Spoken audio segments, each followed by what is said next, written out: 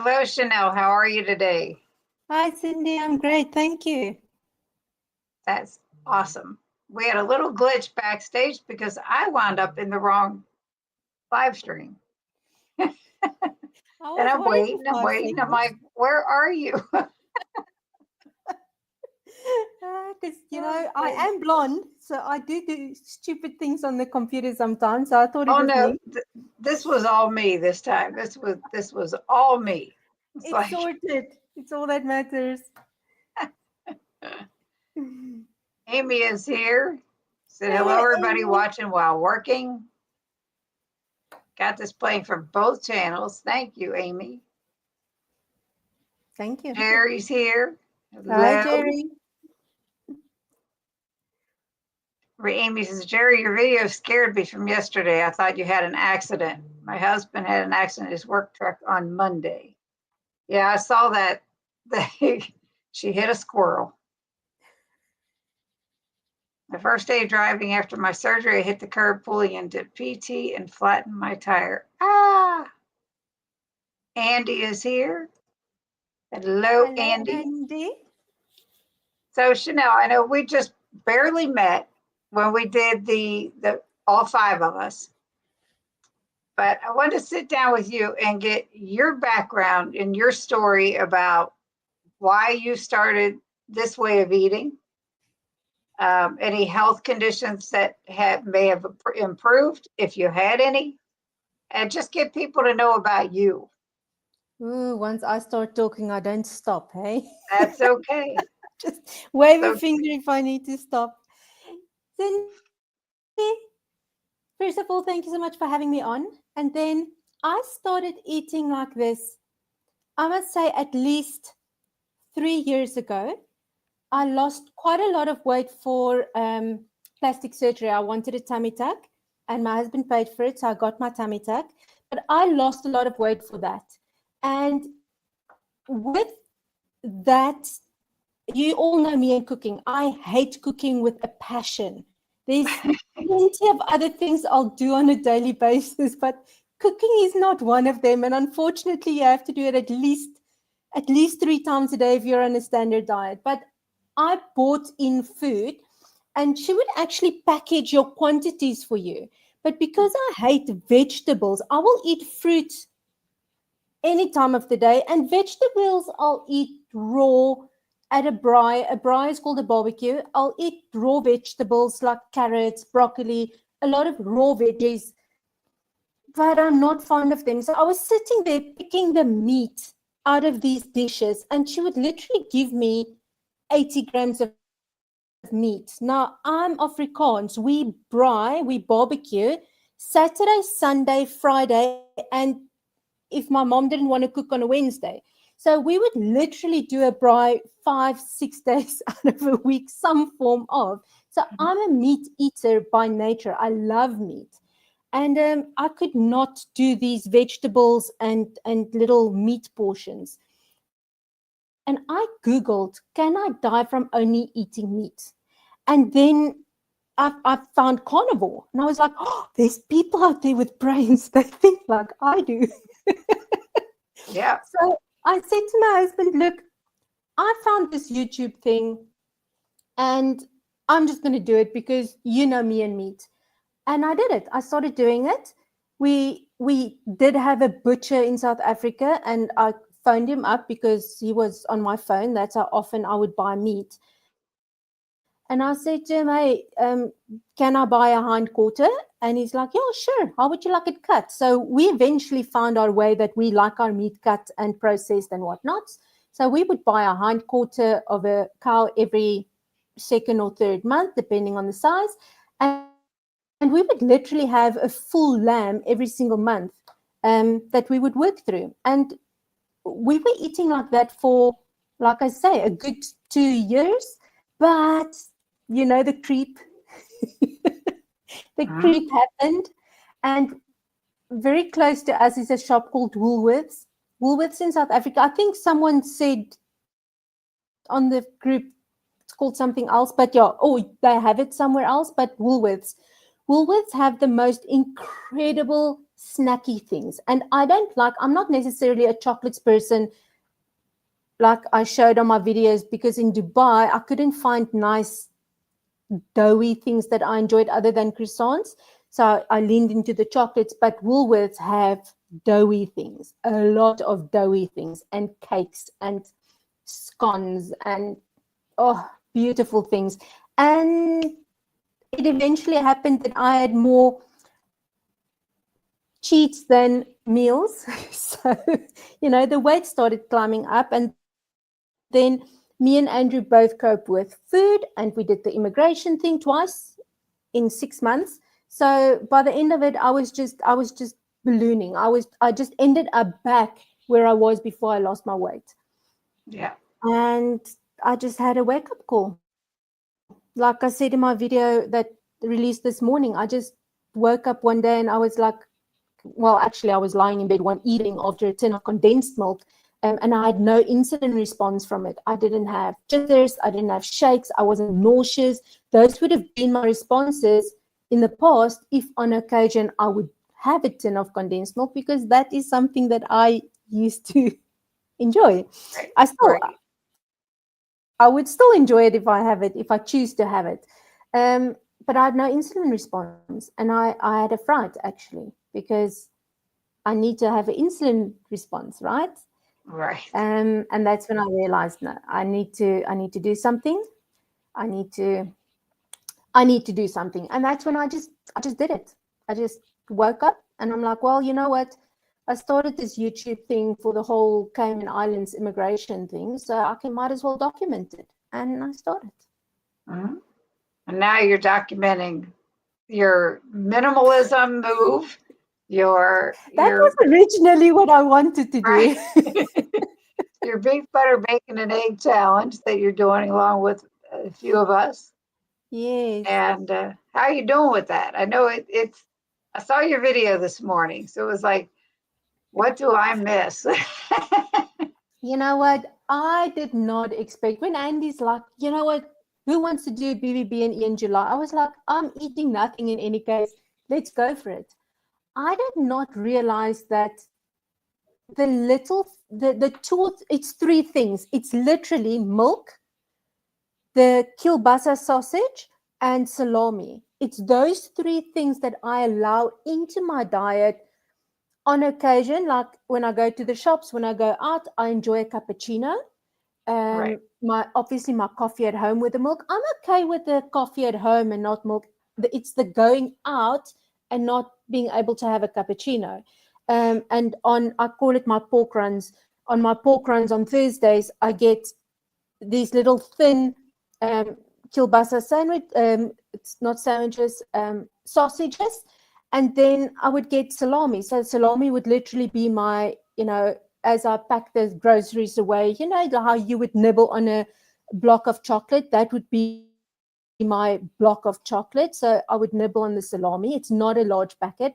I think it's 100 grams or 80 grams. It's very little. It's a very little small packet of salami.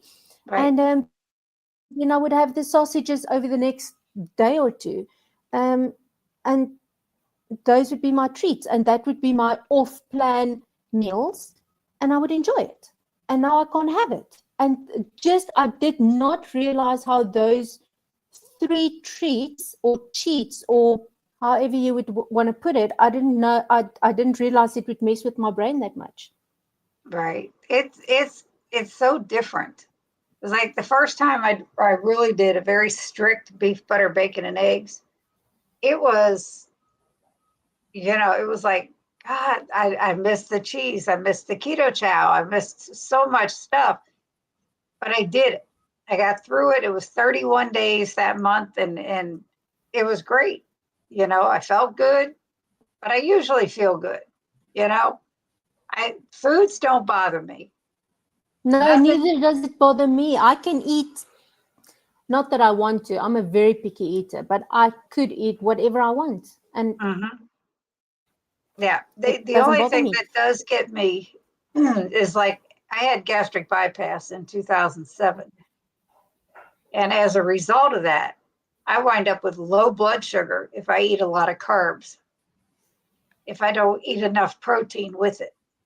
Okay. So it was like, excuse me, it was crazy because, I'm just doing everything they told me to do and eating the stuff they told me to eat after the bypass surgery. And all of a sudden I start winding up with these blood sugar lows.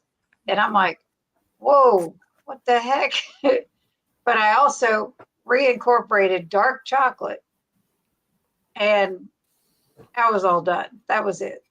It's Because the creep. chocolate is my thing. It's really the creep because it creeps in and you don't even, you think it's okay. Look, I will have a block of dark chocolate after dinner every second night. And before you have a slab of dark chocolate twice a day. Well, in my case, I go extreme. So that'll be my outcome. But it creeps in. You know what I Yep. realized? Of course, in South Africa, we do watch a lot of American channels. So everyone that you've spoken about recently, Ready Set Keto, Terry Least, I've been watching all of them for years. I've been watching Hope's channel, Mission Keto, for many years now. Um, I've noticed, and we've noticed, I mean, I've spoken to my sister about it, that there's definitely a difference between the American way of eating and the South African way of eating. I think it's very recently that it's become very processed, or maybe it's just the way we grew up and we just follow through with how we grew up. I don't know, but we don't generally eat as processed as what you guys do. And it's not a I'm not putting you down. It's something that we notice, that if we look at a grocery haul, I mean, look at your grocery haul versus mine, and my grocery haul, you can go back and look at my Cayman grocery hauls, how little processed items was actually part of it. Mhm. And they were eating, potatoes and carrots and cabbage and bread and all kinds of things, but there was very little processed things in there. And it's just something that I've noticed. And that's why BBB and E, I think, was meant to remove all of the processed stuff. Because as Right. soon as you process even a hot dog, even if it's 100% pure beef, it had to have gone through a process to make it not taste like a steak. Yep. So it's very interesting. And I just picked that up. Yeah. Yeah. Things are different no matter what. Oh, But you're even right. if The you look at way Europeans, I mean, they eat completely different to you guys I'm and to us. sure. I've never been anywhere out of the United States. So, I have no idea other than what I I, see. And it's like, but you're right. It's how we grew up and what we were raised with. And then as we were older, how we raised our kids. I had commented in a chat that I was in the other day, and it's like, I feel like such a bad parent because now both of my boys are not well, and that's how we ate, all the processed garbage and all that. Cause I was a single mother of two boys and working and trying to take care of them. And it was not easy. It was like, okay, I did the best I could with what I had. And that was it, you know? look, at the end of the day, I think any parent will always carry a form of guilt if it's not for how I raised them, it's for how I treated them, or for I left them, or I didn't spend enough time with them, or in your case, what I fed them. But beyond that, yes, I mean, a lot of my bad eating habits I did get from my mother, because she said that you can literally have whatever you want whenever you want it. But obviously, it wasn't, a quick meal out of the freezer. It was like a sandwich or fruit, or we used to have cake in the house a lot, or ice cream. Those were the two things. And I think that's why I Yeah. still lean towards it. But I would literally have chocolate cake for breakfast on Mm-hmm. many occasions per week. And that for me was that's when I turned 30 and 40, that's still how I wanted to eat. And my body just, it can't, because I'm not that active. obviously I'm losing muscle mass. I just look different. I just bloated. Yeah. It's just, it Well, happened. Jerry says, Chanelle, your face says it all today. So much joy exudes from you, and the inflammation is gone. Thank you, Jerry. Thank Yes. you. Yeah, I'll tell you, the picture she sent me for the thumbnail is fantastic. So yeah, It was I agree. empty. It was taken in front of my bathroom. I was standing in front of the lift to leave. I was fetching my new glasses. And I'm like, oh, I never sent Cindy's photo. So I quickly ran back and I took a photo. I took 3 and I was like, oh yeah, this one looks good. And I sent it. I think this email doesn't even have a subject line. And I quickly sent it off to you. So it was literally a fluke. You should see the other 2. They don't even look remotely close to that one. So, Oh, yeah. you're beautiful. There's Oh, thank you. Tanya says, cooking up a storm for 100 people, but saying hi. Wow. Hi, and kudos to you. I will not. I worked for a catering company for many years, and they used to cook for many people at a time, but I was very happy processing the invoices. Yeah. No, cooking is Andy hard. wants to know, Yes. what's the differences in foods that you've noticed from South Africa to the Cayman Islands and now Dubai? What's your favorite of the 3? In South Africa, we're spoiled with good quality, inexpensive red meat. I literally bought a hindquarter of a cow every 2 to 3 months. According to what I can hear from you guys, it's very expensive to buy a hindquarter, and you guys have to order it and then get it. No, in South Africa, you drive to the butcher and you go, "Hey, lap beside me a cow, please," and you get your meat. And that was very, very weird. That in the Cayman, I could not find a butcher.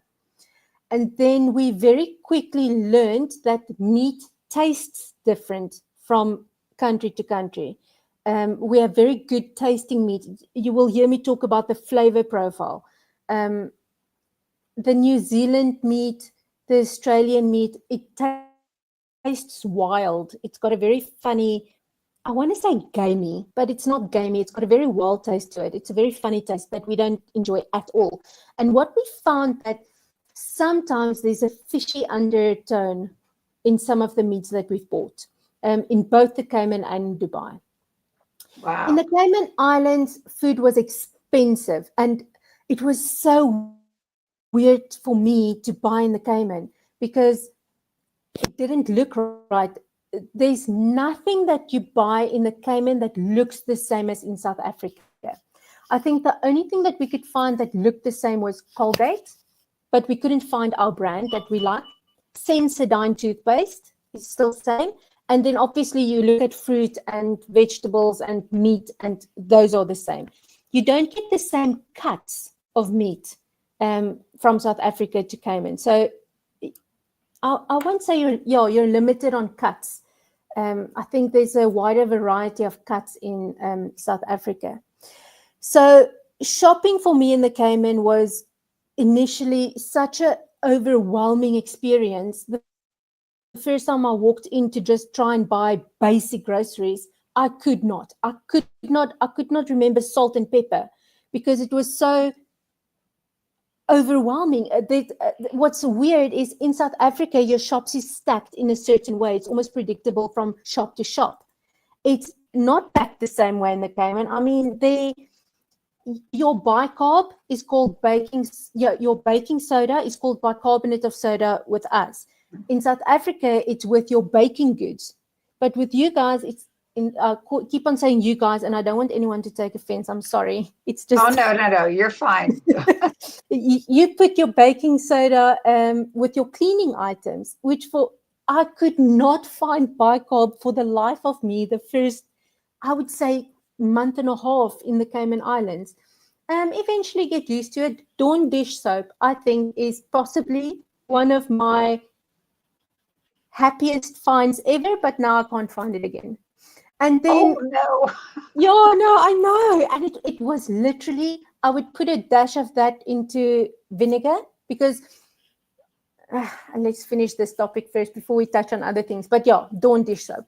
So coming to Dubai, it's a lot more like South Africa. Not at all, but a lot more. The things is a lot more familiar. If I look for something, I can find it. It's a lot easier to shop here because things they look like they're supposed to look like. And I found that they also put their baking soda. And I now, this Afrikaans brain with all these different terminologies. But the baking soda in the Cayman, in Dubai is also with the cleaning stuff.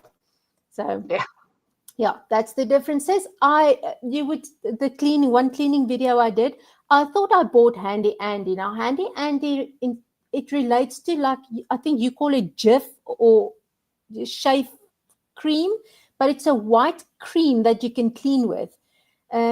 It's called Handy Andy in South Africa, and I grabbed a bottle that I thought was Handy Andy, and it ended up being dish soap, but it was the most incredible dish soap. I don't think I'll ever buy it again, because if it eats the gunk the way it does, I don't want to know what it does to my intestines and my hands. But it was perfect for the job that I needed it to do, even though it wasn't Handy Andy. So yeah, it's Handy Andy, huh? That's Handy great. Andy. Very interesting. And in Dubai, the only thing that you can't walk into the shop and buy is liquor. You need to apply for a license, and then you go to a specific place and you can purchase liquor. So it's not like in the old days where you can't buy liquor anywhere. In Dubai itself, you are able in certain restaurants and as an individual to purchase liquor. So that's That's the only thing that's not easily available. For the rest, the only other thing that I can't find, because we don't really drink, we never used to drink, we're not drinkers, so that doesn't bother me at all. The only thing that I can't find in Dubai, other than short rib and oxtail, is inexpensive stew beef, like chuck roast, or cubes of, it's goulash, and goulash is awful because it's just literally little cubes of non-fatty beef. I hate it. I like, meaty bones. They would sell meaty bones in South Africa where it's literally bones with meat on it and the offcuts. So it's all the fatty bits and the gelatinous bits. So it makes good broth. It makes good stew. Can't find it over here. I can't even find chuck. wow. I know. That's crazy. That's great. So what is your favorite food of the three areas?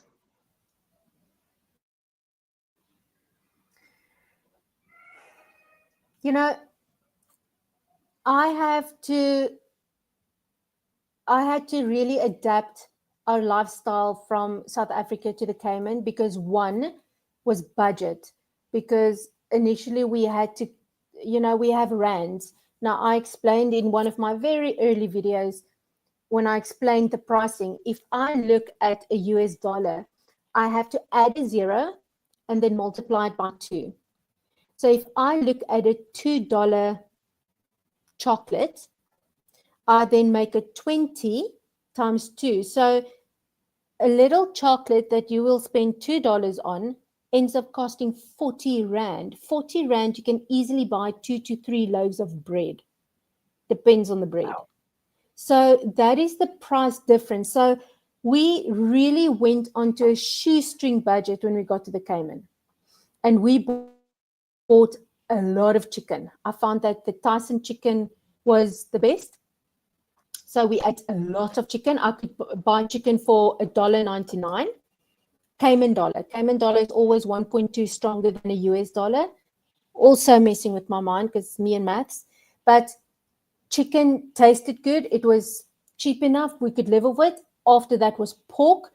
You guys have a cut of pork called, what's those little pork finger thingies? Country style pork. Mhm. So it's little meat The bitties. Those pork were the rib. ones. Yeah. The ones we bought didn't have a bone in it, so I still have no idea where it comes from, but that was really good. I could buy pork butt for quite inexpensive, $7.99. And then as soon as you buy steak, you look at $16 up to $24. And then your expensive cuts can even be up to $45, $50 a kg. Or no, a pound. So yeah, that was, and also what you have to remember, as if a South African is looking, a pound is half a kilogram. So in South Africa, you buy per kg, where in Dubai or America, you'll buy per pound. So we're used to, a kg of mince, where actually you get half a kg of mince for that price. So technically, that was also messing with my mind. But so in South Africa, we have excellent tasting lamb. We used to, if you go outside, you make a fire, you put a grill on there and you braai. This is South African. You have lamb chops, boerewors. You can do steak, you can do pork neck, all kinds of very, very nice, flavorful, but South African braai without a lamb chop isn't a decent braai. So, lamb chops mostly in South Africa. Then going to the Cayman, it had to be chicken or pork. It had to be. We couldn't really afford anything else. And the red meat wasn't a nice, it tasted funny. And then coming to Dubai, we immediately, Andrew's friend that helped him get this job, immediately said to him, look, there's a South African butcher. We immediately went there. We haven't really tried any other meat because we know from Cayman, it talks back to you. So we started buying our meat there. And I have been looking around, to see, okay, because my meat budget just went up and up and up. And I was like, how can I get this down? And I was looking around and the prices is not that bad. Between 80 and 90 dirhams a kg. And they also sell per kg. So it's much more in line with how I'm used to thinking.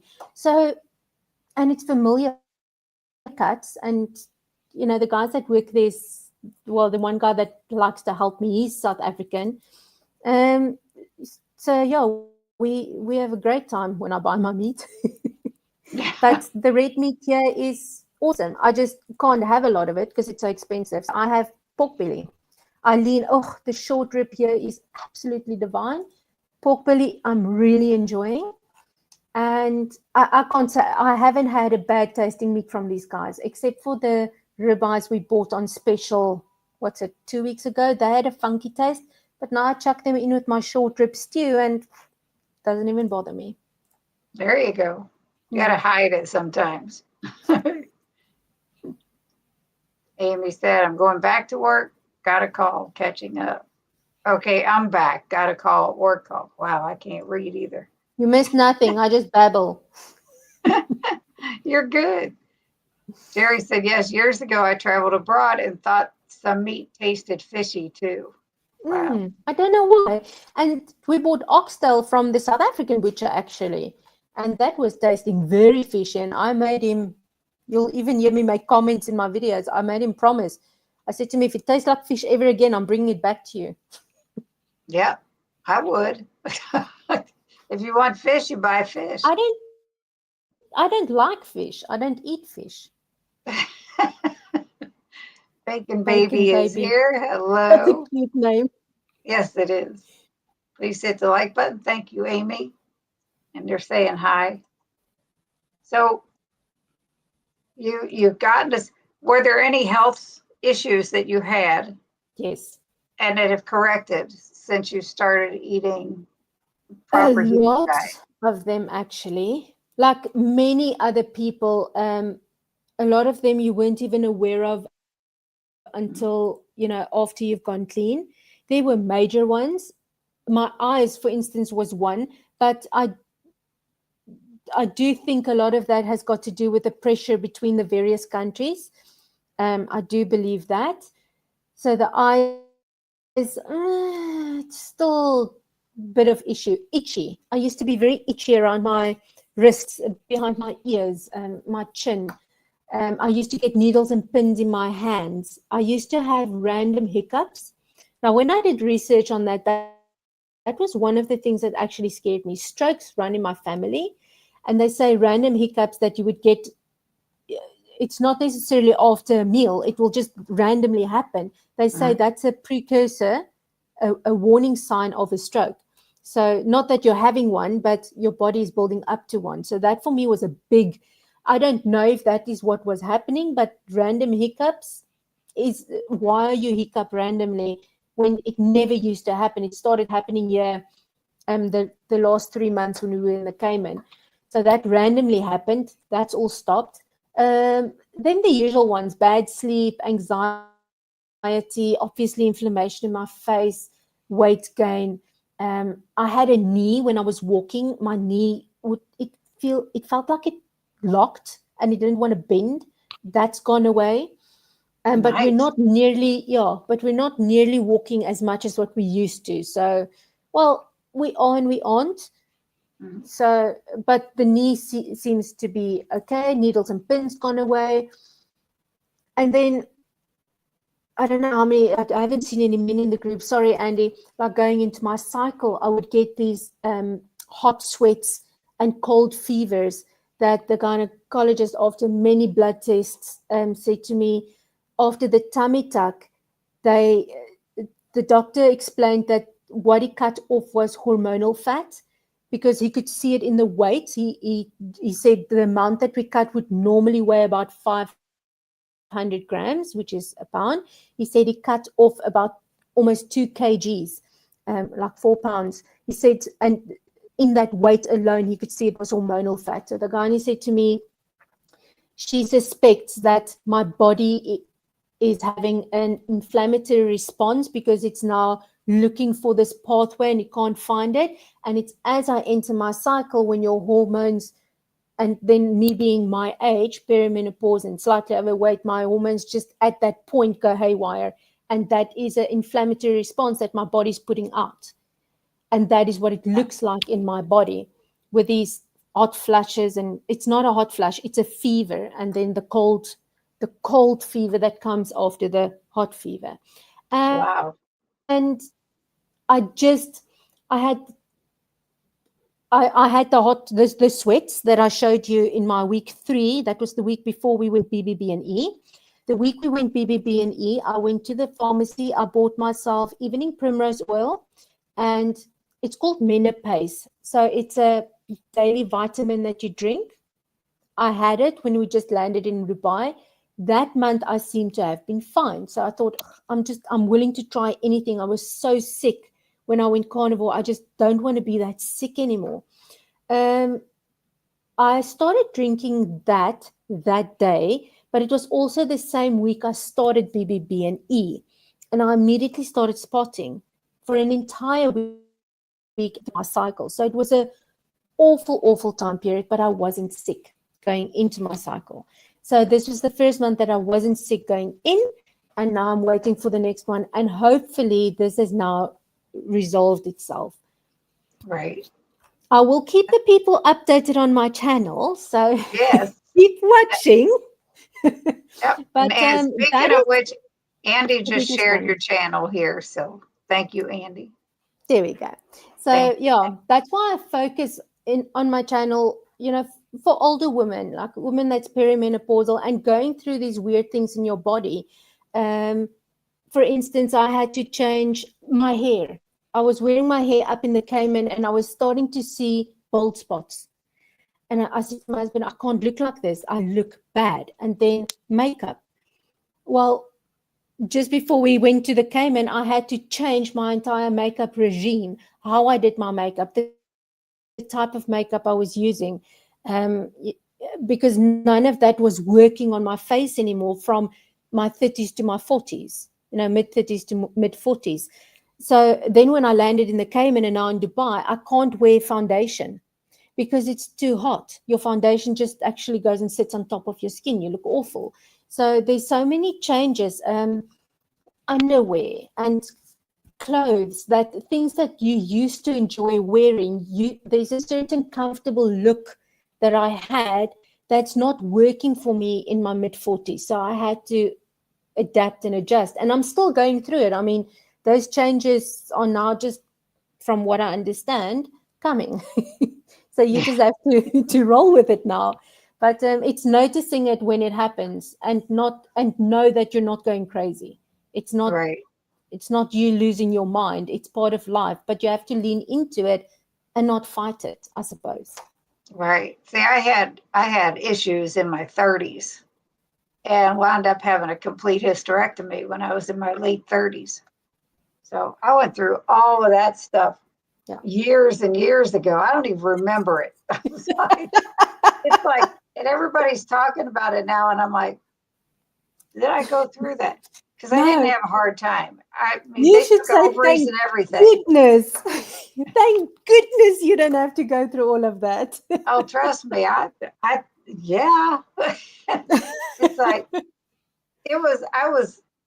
I was in my late 30s, and I remember calling my son. They were both down in Texas with their father, and I said I'm going to have surgery and let him know what was going on. And my younger son at the time was 13, and he said, "Mom, does that mean you can't have any more babies?" I'm like, "Exactly, that's what it means." He said, "Whatever, as long as you're okay." He was so disappointed. It was funny. Oh, I'm shame. like, I don't want any more. That was craziness. Shame, man. Now you were talking about hiccups, and it's last night after I ate, I had a round of hiccups that I hadn't had in eons, very long time. And I'm like, you're saying it's a precursor to a stroke. I'm like, dang You it. know what? I know I'm getting old here, but Like one, it's normal to hiccup. It's part. mhm, That's why there's a name for it. You don't rush to the doctor when it happens. It happens. It's when you eat too fast, or but it's generally related to food or consumption, because you swallow air and your body's just trying to regulate that, or you ate too fast, so your body's just trying to regulate. When you haven't had food, I mean, you all see, I naturally don't eat dinner. It's just the way I grew up. We used to eat dinner quite early, so I stopped eating quite early, and then I just go on with my evening. But to then randomly have hiccups 8 o'clock at night for no reason, like why? Why is this happening? That is, and it wasn't once. It wasn't. It was enough for me to go, ooh, this is something I'm noticing, and I'm now researching it. So wow. hiccups is irritating on its own, but to have it randomly and often enough to worry about it. Yeah, that's pretty wild. I know Hmm. when Brian gets them, he gets them bad, and it's just like he gets miserable. I, And I'm like, you know what? dude, I just ride it out. Very few things irritate me. I'm not a easily irritated person, but my husband Andrew, when he gets the hiccups, he is immediately angry, and he starts chugging water and pacing up and down, and he's immediately angry, like very annoyed. And it's hiccups. What can you do? yeah, that's like Brian. I mean, but he gets so uncomfortable with them, and it's like, dude, they're just hiccups. You're fine. Ride it out. Jerry says, still listening, but gotta cook some ground beef. Carry on. You see, cooking takes over our lives. I have to cook some when I get off here. When I let you go to bed. Mm. Yeah, it's like it's crazy. But like I had high blood pressure for so many years. I'm in my later 60s. I'm 67. And I had high blood pressure since I was a teenager. So Yo. when I got off of blood pressure meds, it was like it was a victory like you wouldn't Oh believe. yes, of course. And when I first started with keto, I had my A1C checked. I was pre-diabetic. I'm not anymore, and I haven't been for like 3 months after starting keto. So it was this. It's just amazing to me. This way of eating has corrected so many people's problems. And you know what? Unfortunately, you can't say to someone, just try it. I, by fluke, having a friend in South Africa, and it's one of those friends that intertwine in your life, and she comes and goes, and she ebbs and flows. And she literally, when a week before I started BBB&E, she made contact, or I said to her, "Here's my new Dubai number," and she's like, "Oh, did you move?" That's when last we spoke. And Right. I said to her, "Yeah, here's my channel, check it out." And she goes, "Oh, what's this carnivore thing?" And I'm like, "Oh, well, this is what it's about." She goes, "You know what?" And she just reached 40, and she's like, "I've been struggling," and she was skinny for long. She gained 10 kilograms or something, and she said she can't lose it. Nothing that she used to do is now working. And I said to her, "Well, try it. I'm doing it. You can do it. Let's do it." And she's lost, I think, in the 2 weeks that we've been doing it, she's lost like 8 kilograms or something. It's ridiculous.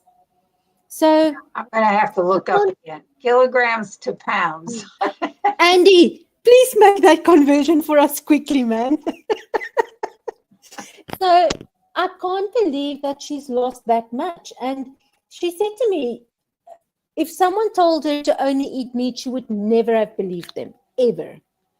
Wow. So I looked at one kilogram is equal to 2.2 pounds. So 8 kilograms, she's lost almost 18 pounds or something like. There you go, 17.637 pounds. That's amazing. That's a lot. And Yep. what's interesting, but she's very active. You see, that's a lot, eh? And it's only been in the 2 weeks we've been doing it. And she's a woman in her 40s. But she is also like shooting, but I don't know how to explain it. There's shooting ranges, and then you have people going there, and she's an instructor, and you run a course, and you pow, pow, pow, pow. So that's what she does as a job. So she's quite active. And there's a fitness test that's coming up, and I think she's training for that. I'm not sure. But, just to say that she didn't lose the sitting on her butt all day. Just Right. saying, she did move. Not a lot, but she does move. Right.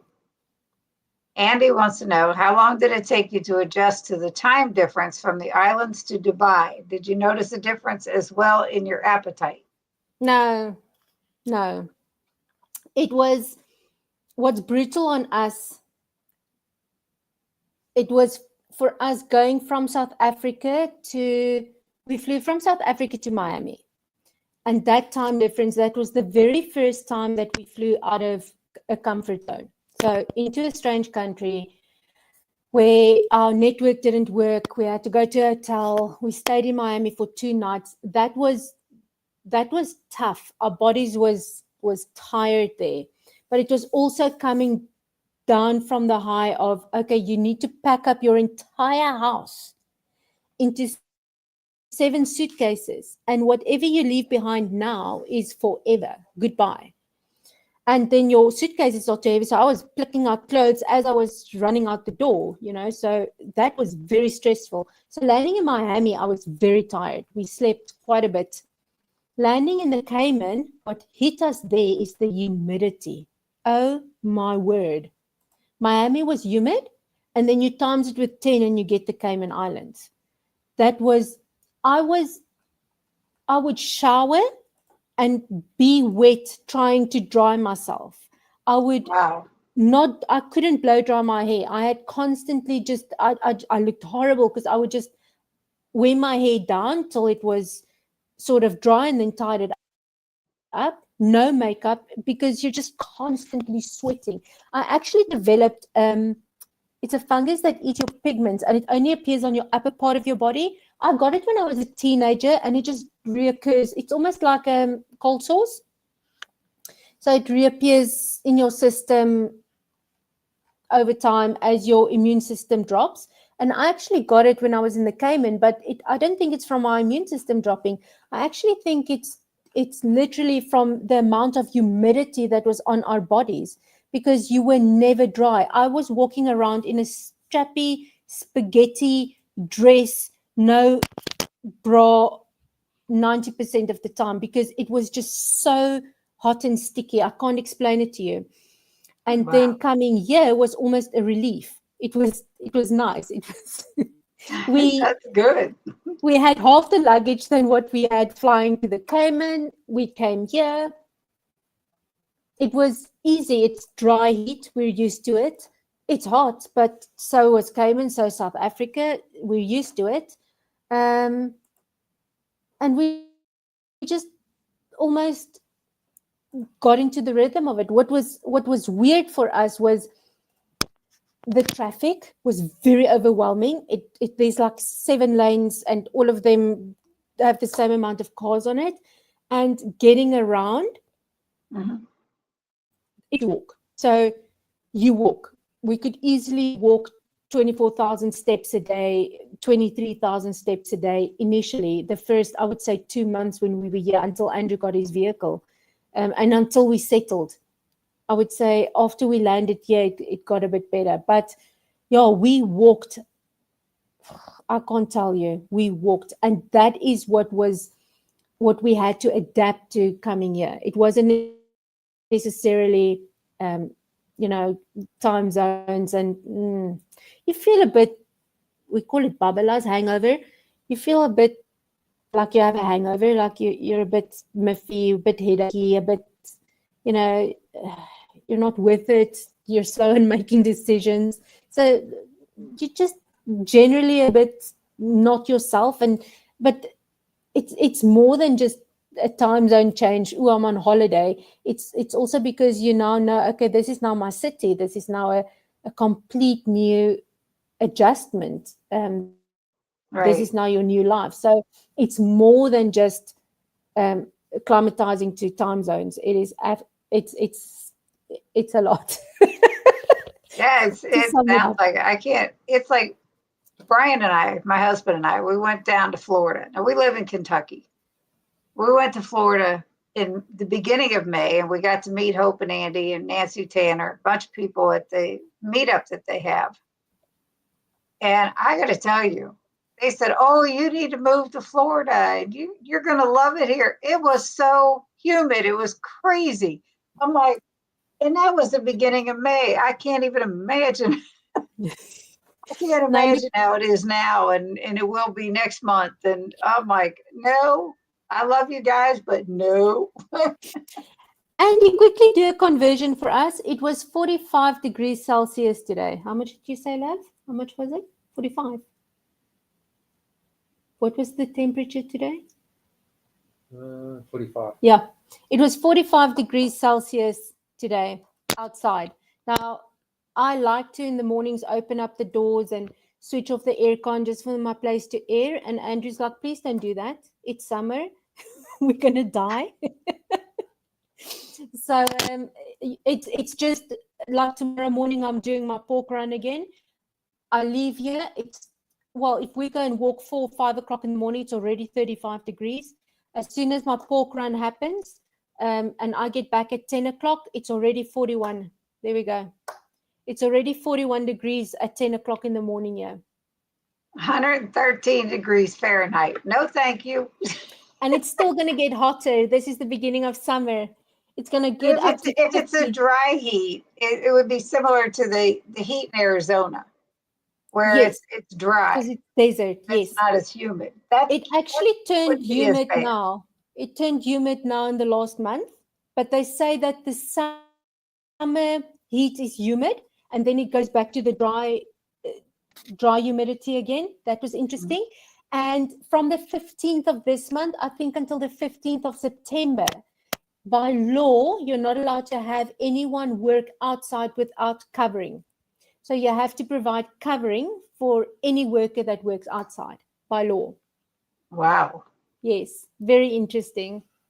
Amy would like to know, what is the reason for all the moving? Is it for jobs? You know what, Amy? If you go look into the South African politics, then you will see a very large number of South Africans are immigrating. A large amount immigrated in 94 when Mandela was released out of prison, and a very large amount is now immigrating actually in the last 5 years. And I think more is going to come. I watched a very interesting podcast with Jordan Peterson. He interviewed a South African author, and the guy explained it like the politics or the government in South Africa is like a ship that's going in the wrong direction, and now the ship is sinking as well. So no one is worrying that it's going in the wrong direction because the ship is sinking. Everybody's worrying about getting the ship not to sink. But by the time they get the ship not to sink, we're going to be so far off course that how are we going to get back? So for us, and I don't like talking politics. I don't like being nasty. Mm-hmm. Every country has their crap. I mean, I've now been in 3, I can tell you. My sister is in America. You guys have your crap. We all have our crap. I think the Absolutely. I think the crap in South Africa is violent, and you're never sure because it comes into your house. And because of that, Andrew's got a British passport. We had some opportunities that opened up for us, and we went. And I don't think we'll ever go back to South Africa because of the politics. I think not in our lifespan we'll see a change, but hopefully in another lifespan. But we've only got 20 odd years left for work. If that, then we have to be done working.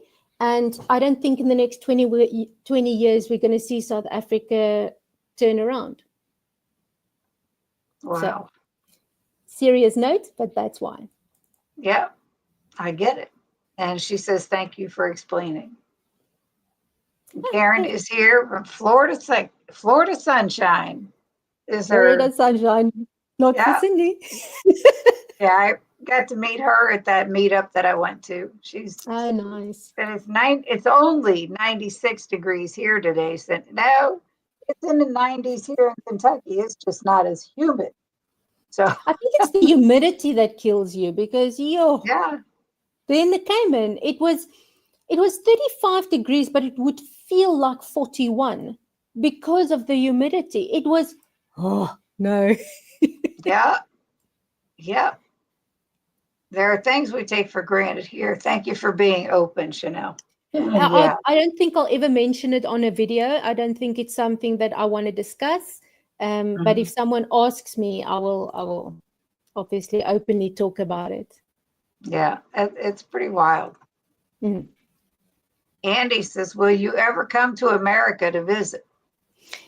Yes, because we're not welcome long-term in Dubai. So we're going to have to have an end destination. So I do think that the Americans might see our feet sometime permanently.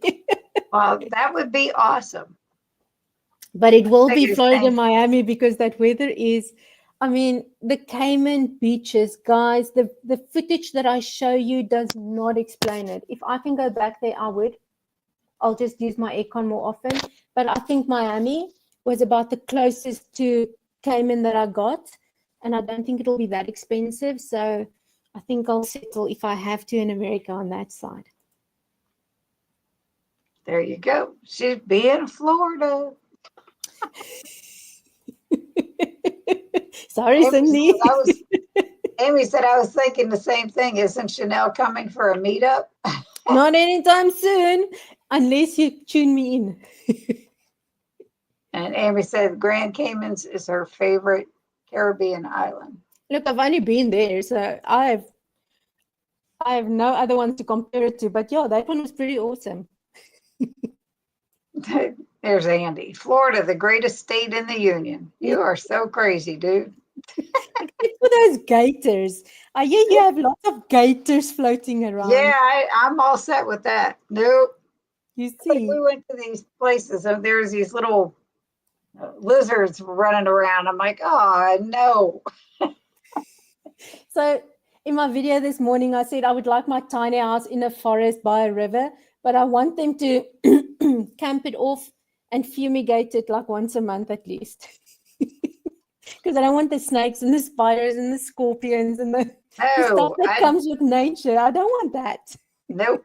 Just the pretty Pinterest part of it. Thank you. That's me all day long. That's me. I was I have been not a girly girl for as long as I've been born. So, I'm good. And here's Andy. I We're don't mind trying to sweating get it up, eh? we're trying Yeah, to we're get trying to Cindy get and some. Brian to move to the villages in Florida. Like, no, I love you guys, but no. She'll come visit in winter before the snow. Yeah, Do they get snow? I'm good with snow even. That's good. Gators don't mess with you. It's just the mosquitoes at night that are the worst. Oh, I forgot about the mosquitoes in Cayman. There's mosquitoes. There's a lot of mosquitoes in the Cayman. Ooh. They do. They actually fly over and they spray for it. Yeah. I've been to a lot of Caribbean islands. Grand Cayman has all the banks, so it is money. Some of the other islands are poor and there's a lot of homelessness. If you're on a resort, it's fine. But when you tour the islands, you see the poverty. That's sad. Now, see, that is what you see in South Africa. You're faced with it. I mean, when you drive out your neighborhood, there's guys sitting on the street corner begging,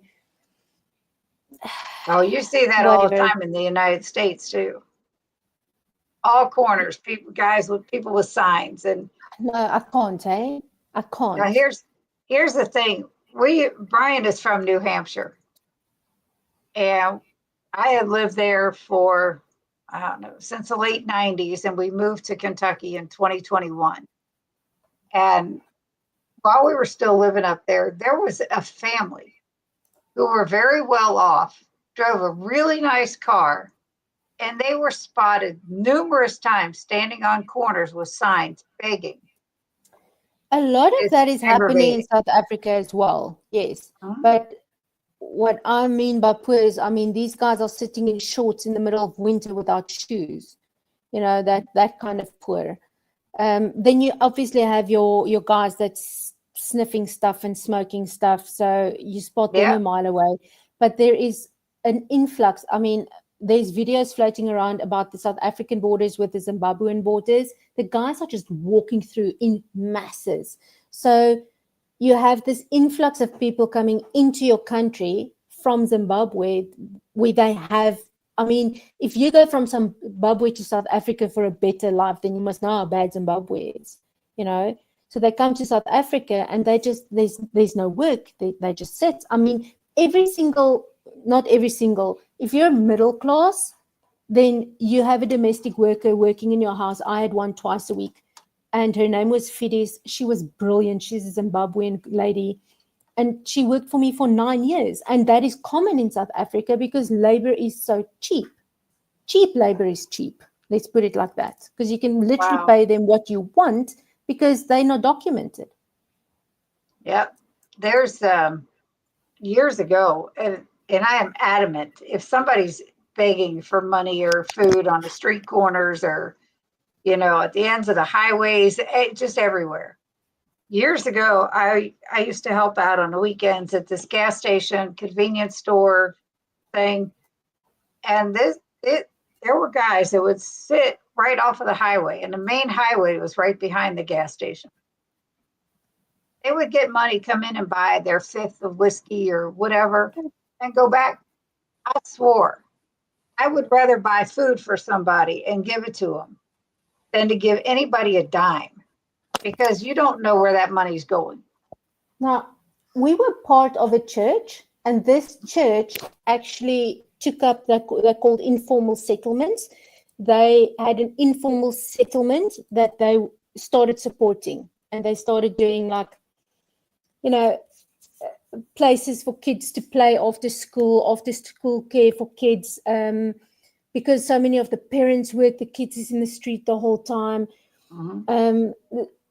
There's a little AIDS orphanage. There was a normal hostel for abused women, whatever. So we would give money to the church, and the church would then funnel it into this informal settlement. And it was well known that if you're from the outside and you wanted it to better your life, you could go to this community. And not many went, because in that community you couldn't drink, you couldn't be on the streets on a Saturday evening. There was no Right. pubs, there was no shebeens, there were no spaza shops. So they don't want that life. If you want to better your life, you will. That's Right. something that I noticed in Dubai, actually. You can very quickly overconsume in Dubai. It's very easy to spend money and lots of it. And if you don't watch your budget, you can very quickly shop yourself very poor in this town. Wow. I, that's, you know, it's easy to pretty much anywhere go over budget. It's way more expensive in New Hampshire than it is Kentucky, which is part of the Absolutely. reason we moved. And it's just it's mind-boggling. You don't even have to leave a certain country to see all that, how the differences are. Like I'm sure it's way more expensive in California than it is in New Hampshire. You know, it's just it's insane. It's insane. It is insane. Sherry says Cindy is quite emphatic. Hell Hell no. no. Hell no. Hey Tell her, Rick, Jenny. hey Rick, how are you? Listening from work. Twinbrook. I was going to say you see it in the U.S. more frequently too. My work is right next to the homeless shelter. Yep.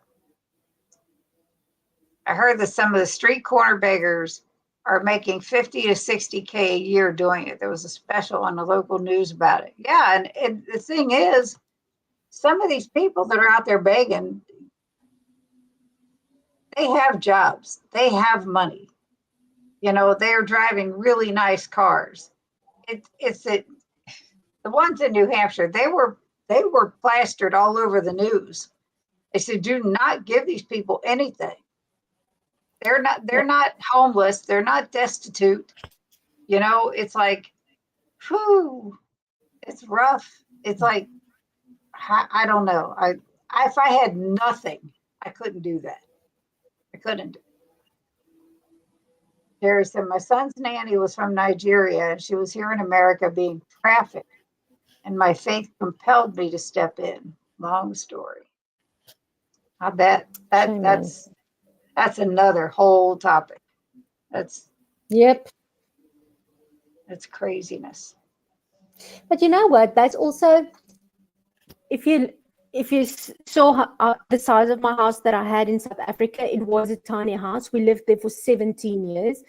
So I embraced tiny living even before it was fashion. And in Cayman, we lived in a little one bedroom. Here, we chose a studio apartment. And my husband doesn't always agree with my decisions and my choices, but I will not waste money. I will not overconsume. I will not spend.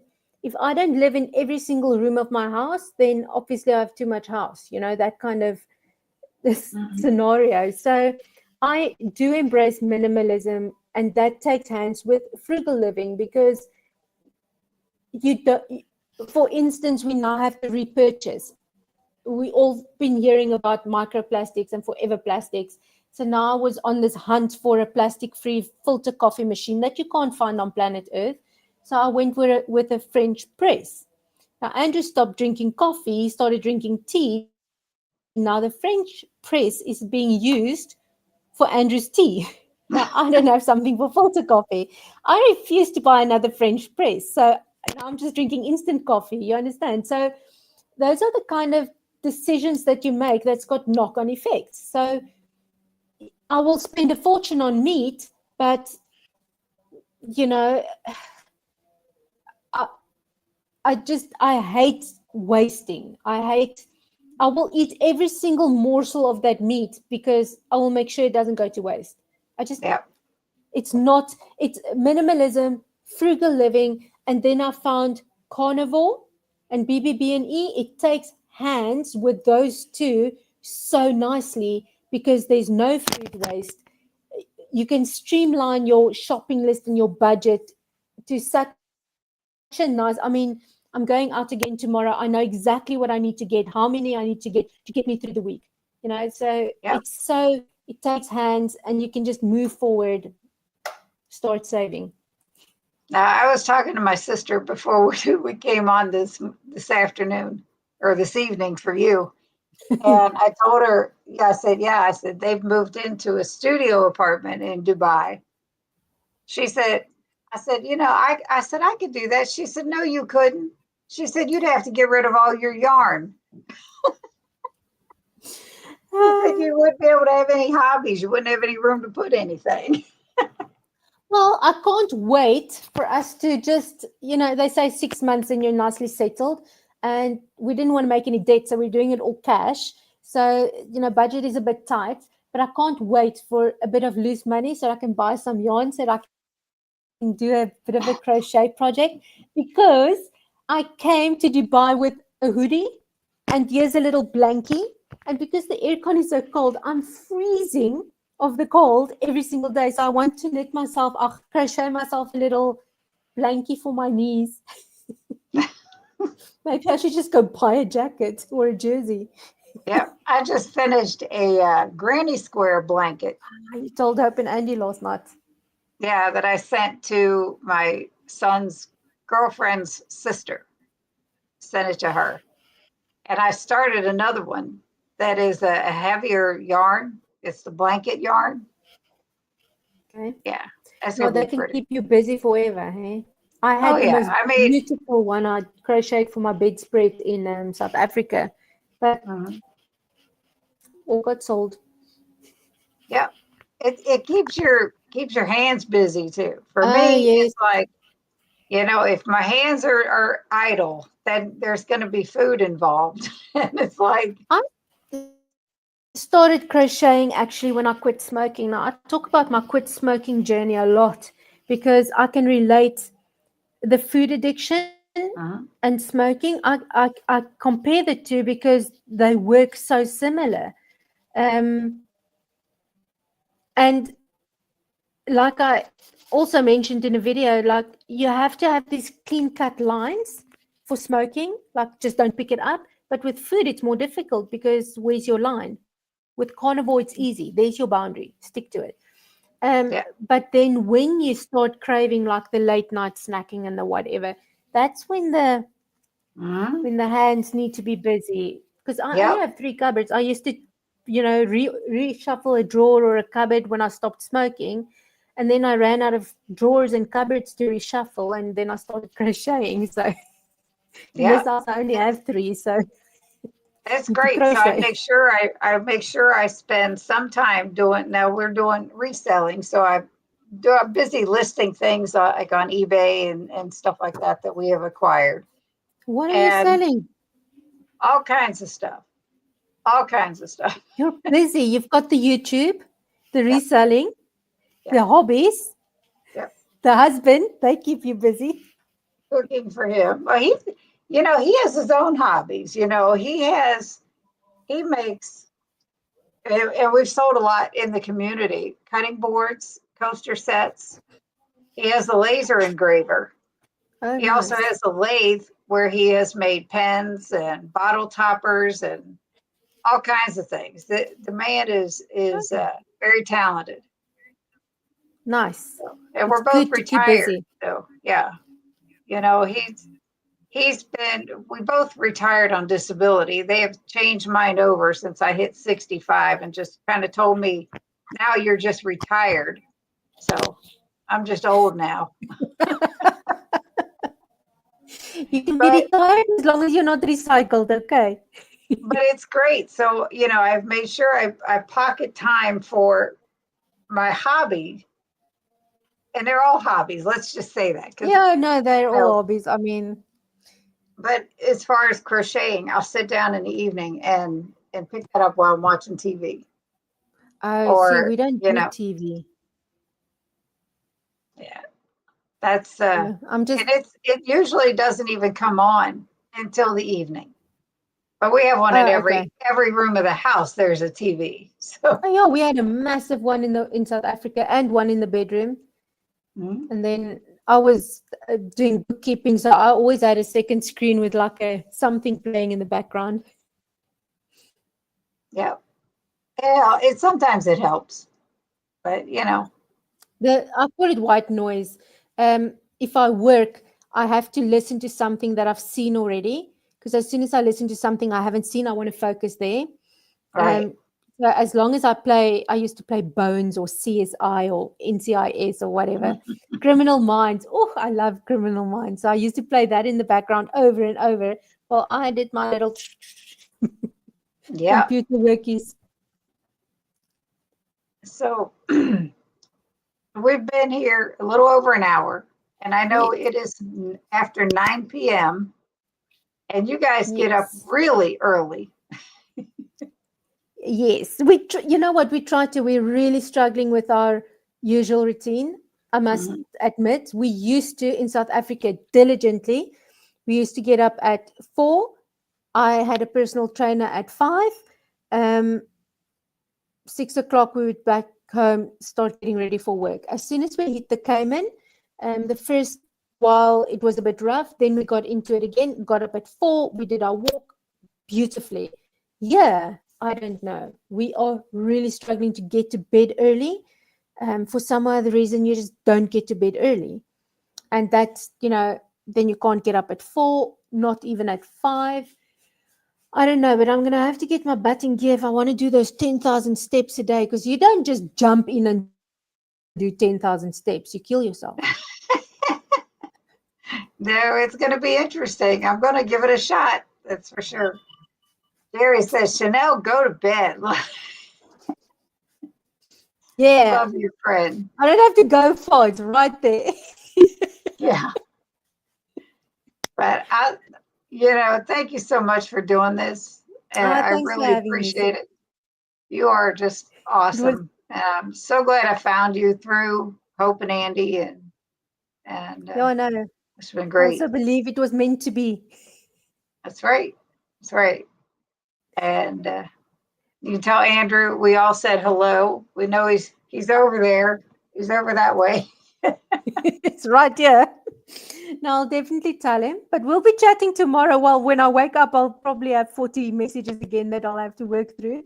But At we'll talk in the least. morning. At At least. least. Thanks, Andy Andy. said, nice job, ladies. And Jerry is waving goodbye. But those of you that joined us in the chat, thank you so much. I really appreciate it. This is an odd time for me to be live, and it's all good because it works for the both of us with the time differences and stuff. And there's no way I would try to catch her at 6 in the morning, because then it would be, I don't know what time for me.